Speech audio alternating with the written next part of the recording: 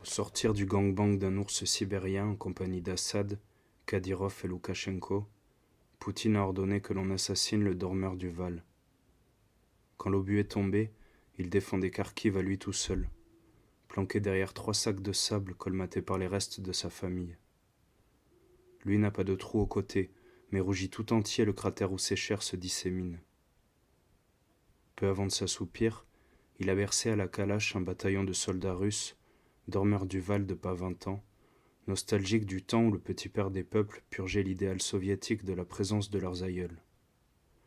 Tous roupis désormais sur un chemin de terre où près d'un siècle auparavant, des paysans éthiques se cannibalisaient, dévorés par l'holodomor, après avoir consommé tous les chiens errants, minés, taupes et blaireaux qui traînaient dans les champs de blé saisis en prévision des lendemains qui chantent.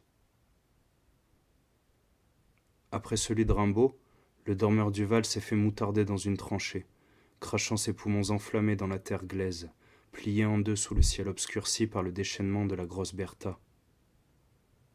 Plus tard, il a piqué du nez sur une barricade de fortune à la sortie de Barcelone, un bréviaire anarchiste en poche, un pruno-franquiste en plein front et une balle stalinienne dans le dos.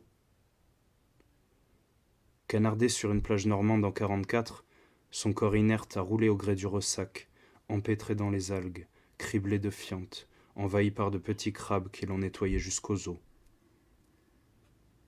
Fait prisonnier à Stalingrad, le dormeur s'est assoupi en griffant les parois de béton d'une chambre de Dachau, enfoui sous un amas d'enfants et de vieillards. L'un de ses frères captifs, ayant survécu jusqu'à la victoire au diagnostic du médecin fossoyeur du camp, a eu l'opportunité de revoir la mère patrie. À peine a-t-il franchi les portes de Moscou, les côtes saillantes et le teint gris, les yeux absents, rouges et jaunes pus, que la foule en liesse l'arracha du sol. Incrédule, il contempla les cieux déserts où il fut projeté 1000 fois de suite, humant dans les hauteurs les fumées crématoires qui planaient encore sous les nuages gris. Insensible au piquant des décorations épinglées sur sa poitrine, sourd au viva, les Ourano-héros de la Grande Guerre patriotique, il n'entendit que le craquement de son ossature carencée, brisée un peu plus à chaque bond. Le sommeil l'emporta plus tard dans un goulag d'Extrême-Orient, lorsque sa rééducation, jugée plus sûre après son séjour en Allemagne, devint trop assommante. À 82 ans, le dormeur du Val pionce peinard sur un transat de Copacabana.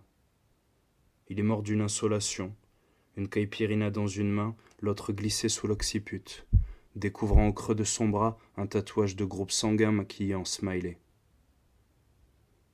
En 2016, il s'est éteint d'une OD de Viagra dans un bordel des faubourgs de Belgrade, fier de l'épuration pratiquée en Bosnie sur le parquet d'un gymnase de Srebrenica. Non loin de Battambang, dans sa maison bâtie sur une fosse commune où gisent 10 000 traîtres à l'encart, le dormeur a sombré au beau milieu d'un rêve où Pol Pot le louait pour son sens du devoir. Un autre, hanté par les implorations d'une mère et de ses 3 enfants recroquevillés dans une case en bambou de la jungle vietnamienne, repose sur le carrelage d'un fast-food new-yorkais, le canon de son flingue en bouche, baignant dans le ketchup des 5 clients partis avec lui ce jour-là. Au sortir d'un match de hockey sur le permafrost craquelé d'une forêt boréale, Poutine a ordonné que l'on réchauffât la guerre froide. Craignant que sa trace ne fût pas assez visible sur le bol de l'histoire aux chiottes, il a décidé d'exalter les lendemains qui hurlent.